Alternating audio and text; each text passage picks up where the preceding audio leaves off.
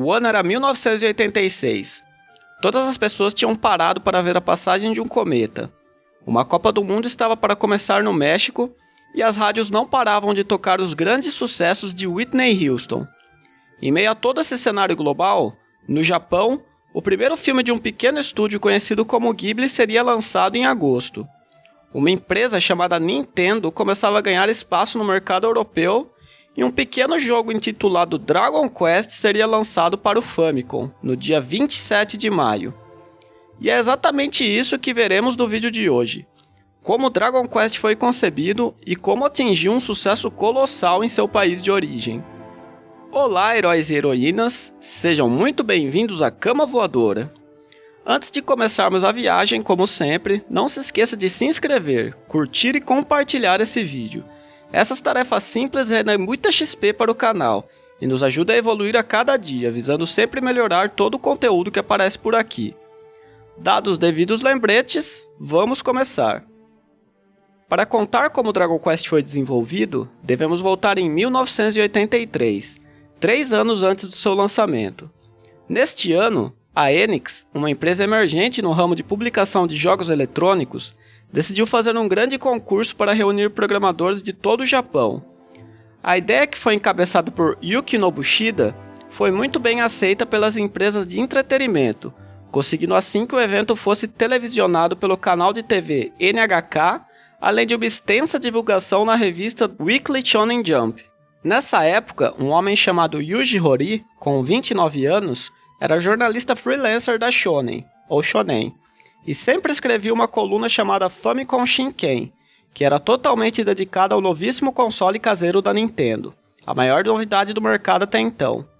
A ele foi dado o trabalho de escrever o artigo sobre a grande competição de programação, que estava oferecendo mais de 3 milhões de ienes em prêmios, além da publicação do jogo vencedor pela própria Enix. Horii, no entanto, não se limitou apenas em escrever o artigo, e acabou enviando um jogo de sua autoria chamado Love Match Tennis, que para sua surpresa acabou sendo um dos vencedores, junto a Door Door, de outro programador muito talentoso chamado Koichi Nakamura.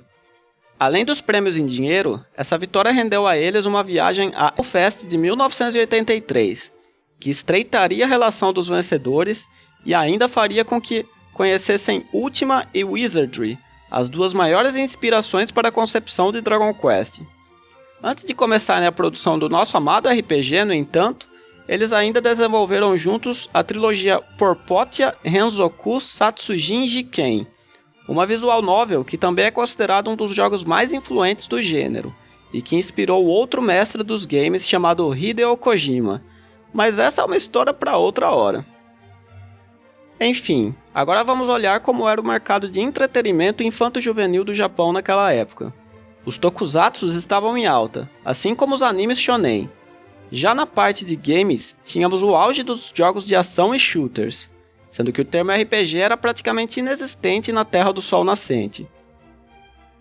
Sobre os 2 jogos que conheceram na Apple Fest, Horii gostou muito mais de Ultima pelo fato de possuir um mundo vasto a se explorar. Já Nakamura gostou de Wizardry e suas cenas de ação em batalha, e só depois de muita discussão decidiram fazer um jogo que mesclasse as fórmulas de ambos.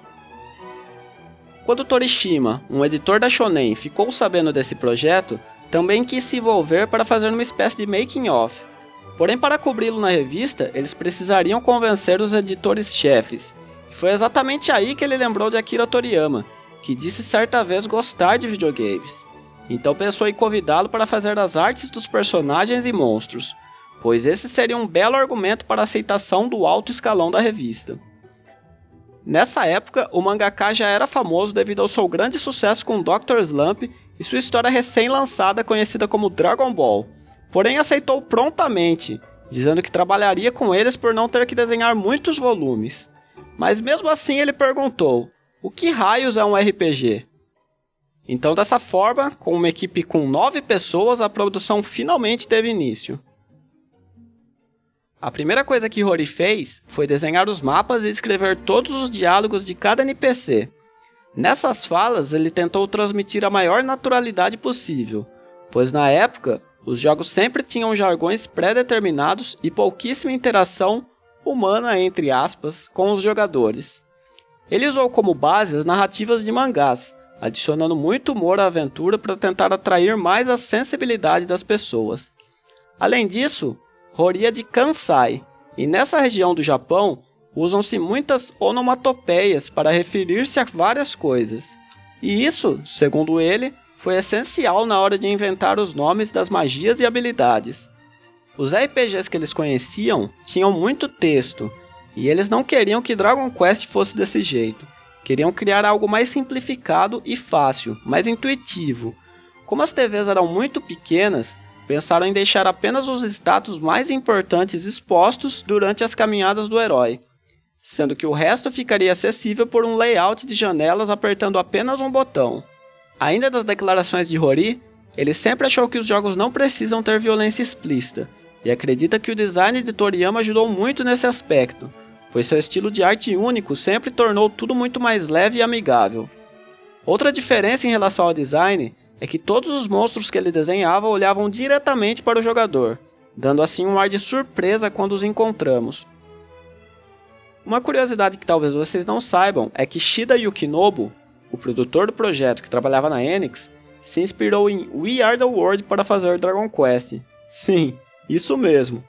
Segundo ele, o making-of da música passava muito na TV, e uma coisa chamou sua atenção. No vídeo, eles diziam que ela havia sido composta com o objetivo único e específico de ser um hit de sucesso. Isso fez ele refletir e pensar que sua determinação inicial faria com que o jogo fosse bom desde o começo. Então ele sempre dizia isso ao time, que eles fariam o melhor jogo do mundo. E falando nisso, a produção do jogo ia muito bem, mas ainda faltava música. Eis então que Shida estava vendo as cartas referentes ao feedback dos produtos da Enix, e achou uma assinada por Koichi Sugiyama, onde ele relatava sua experiência com um Choji, uma espécie de xadrez japonês, que era desenvolvido pela empresa.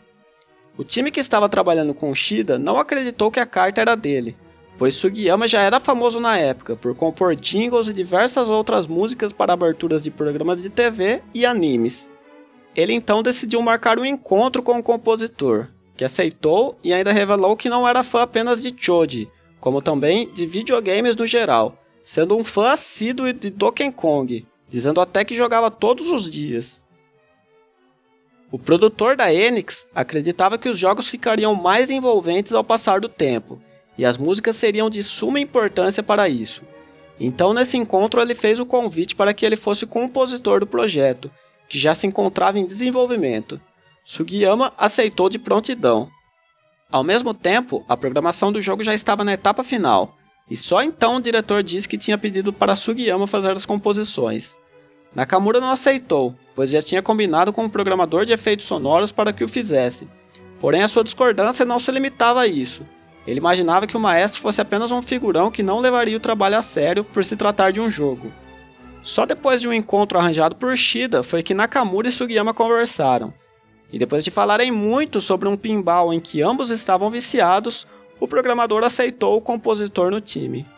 Assim, o lançamento foi adiado em uma semana, para que Sugiyama pudesse trabalhar nas músicas, e apenas 7 dias já foram necessários para que ele finalizasse todas as 8. O destaque aqui fica para o tema do jogo, que é o mesmo até hoje, e levou apenas 5 minutos para ser composto. E então, finalmente o jogo foi lançado. E foi um tremendo sucesso, certo? Errado. Quando o jogo saiu, ele não vendeu o que esperavam.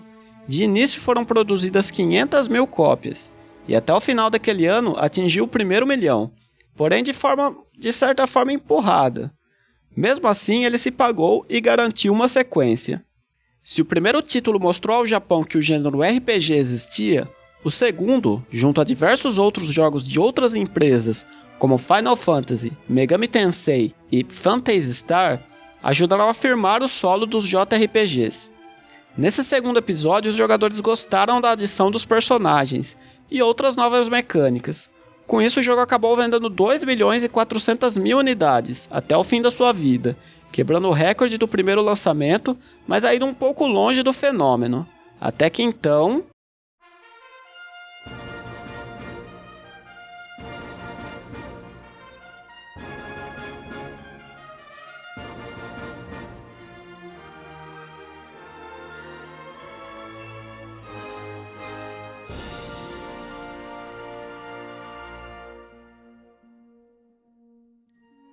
Finalmente aconteceu. O terceiro jogo foi uma explosão. Filas e mais filas se formaram em inúmeras lojas por todo o Japão, vendendo quase 4 milhões de cópias.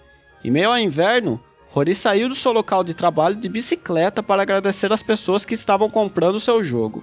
Em entrevistas, ele confessa que se sentiu culpado por desestabilizar a rotina de tanta gente, mas não nega que foi um momento único. Já o resto da história por lá, podemos imaginar. Todo novo jogo numerado é um marco para o país. Fato esse que até mesmo lhe rendeu a lenda urbana de que existe uma lei que proíbe os lançamentos em dia de semana. Na verdade, não é bem assim. Essa foi uma opção da própria Enix para não tumultuar tanto o trabalho e os estudos das pessoas por lá. E assim chegamos ao fim de mais um vídeo. Espero que tudo tenha sido claro e que eu tenha ajudado vocês a conhecerem um pouco mais sobre o desenvolvimento desse RPG que tanto amamos. Nos vemos na próxima sexta, com mais levels para evoluir e slimes para derrotar. Até mais!